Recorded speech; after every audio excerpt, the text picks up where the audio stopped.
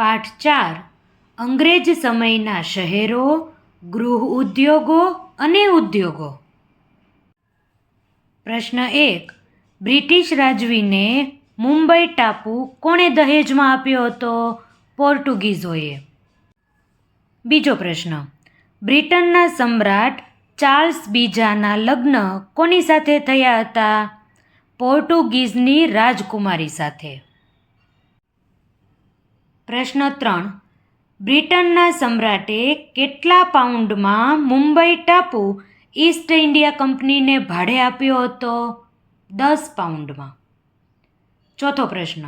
સ્વાતંત્ર્ય ચળવળ દરમિયાન સ્વદેશી આંદોલન કોણે શરૂ કર્યું હતું? ગાંધીજીએ. પ્રશ્ન 5. રણછોડલાલને જ્યારે ભરૂચનું કારખાનું બંધ કરવું પડ્યું ત્યારે ઇંગ્લેન્ડથી કોણે દરિયાઈ માર્ગે સંચા મોકલ્યા? દાદાભાઈ નવરોજીએ. છઠ્ઠો પ્રશ્ન.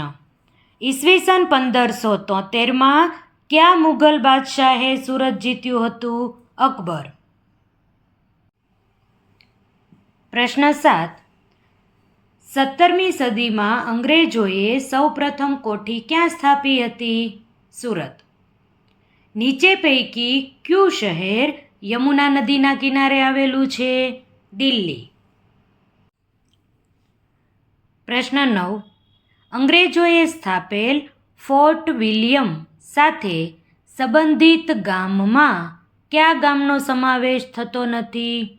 જયપુર. 10મો પ્રશ્ન.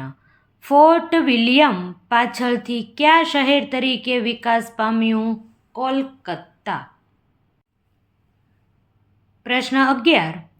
વર્તમાન ભારતની રાજધાનીનું નામ જણાવો. દિલ્હી. અંગ્રેજોએ કોની પાસેથી ક્યારે દિલ્હી જીત્યું હતું? ઈસવીસન 1803માં મરાઠા પાસેથી. 13મો પ્રશ્ન. નવી દિલ્હીનું નિર્માણ કાર્ય ક્યારે શરૂ થયું હતું? ઈસવીસન 1911માં. 14મો પ્રશ્ન. દિલ્હીમાં આવેલ વાઇસરોય હાઉસ વર્તમાન સમયમાં કયા નામે ઓળખાય છે? રાષ્ટ્રપતિ ભવન. અંગ્રેજોએ ભારતના પૂર્વ કિનારે કયા સ્થળે કોઠીની સ્થાપના કરી હતી? મછલીપટ્ટનમ. અંગ્રેજોએ પોતાની રાજધાની કોલકાતાથી ખસેડીને કઈ જગ્યાએ લઈ ગયા હતા? દિલ્હી. પ્રશ્ન 17. દિલ્હીના નિર્માણમાં લગભગ કેટલા વર્ષ લાગ્યા હતા? 20 વર્ષ. અંગ્રેજોએ ભારતના ભોગે કયા દેશના ઉદ્યોગોનો વિકાસ કર્યો હતો? ઇંગ્લેન્ડ. ઈસવીસન 1854માં ભારતમાં સૌપ્રથમ કાપડ મિલ ક્યાં શરૂ થઈ હતી? મુંબઈ. ઈસવીસન 1861માં ગુજરાતમાં સૌપ્રથમ કાપડ મિલ ક્યાં શરૂ થઈ હતી? અમદાવાદ. કયા શહેરને ભારતનું માન્ચેસ્ટર ગણવામાં આવતું? અમદાવાદ. ઇંગ્લેન્ડનું માન્ચેસ્ટર શહેર કયા ઉદ્યોગ માટે જાણીતું હતું? કાપડ ઉદ્યોગ. પ્રશ્ન 23. ગુજરાતમાં સૌપ્રથમ કાપડ મિલ કોણે શરૂ કરી હતી? રણછોડલાલ છોટાલાલ. ભારતમાં સૌપ્રથમ લોખંડનું કારખાનું કોણે સ્થાપ્યું હતું? જમશેદજી તાતા. ભારતમાં પ્રથમ લોખંડનું કારખાનું ક્યાં સ્થપાયું હતું? સાકચી, જમશેદપુર. કઈ સંસ્થાની સ્થાપના થવાથી ભારતમાં લોખંડ પોલાદ ઉદ્યોગને નવી દિશા મળી હતી? Indian institute of science. ઈસવીસન 1573માં અકબરે ગુજરાતનું કયું સમુદ્ર બંદર જીતી લીધું હતું? સુરત. 28મો પ્રશ્ન. આધુનિક નવી દિલ્હીની ડિઝાઇન કયા સ્થપતિઓએ તૈયાર કરી હતી?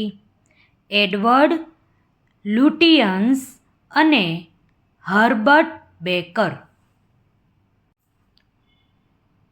નવી દિલ્હી કયા પહાડી વિસ્તારમાં આવેલ છે? રાયસીન પહાડી. ભારતની પ્રથમ રેલવે લાઇન કયા વર્ષમાં શરૂ થઈ હતી? 1853. ભારતમાં ઔદ્યોગિક ક્રાંતિની શરૂઆત સૌપ્રથમ કયા ઉદ્યોગથી થઈ હતી? કાપડ ઉદ્યોગ. 32મો પ્રશ્ન. ભારતની પ્રથમ રેલવે લાઇન કયા બે સ્થળો વચ્ચે શરૂ થઈ હતી? મુંબઈથી થાણા. ભારતના કારીગરો કયા ફૂલોનો ઉપયોગ કરીને કપડાને રંગવાનું કાર્ય કરતા હતા? કેસુડાના ફૂલનો.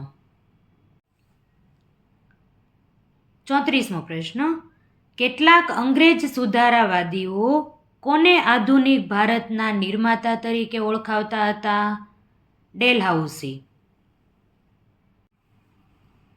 35મો પ્રશ્ન. ડેલહાઉસી વિશે કયું વિધાન સત્ય છે? ડેલહાઉસી આધુનિક ભારતના નિર્માતા હતા. આ પણ સાચું છે. ડેલહાઉસીના સમયમાં કલકત્તાથી પેશાવર તારની શરૂઆત થઈ હતી.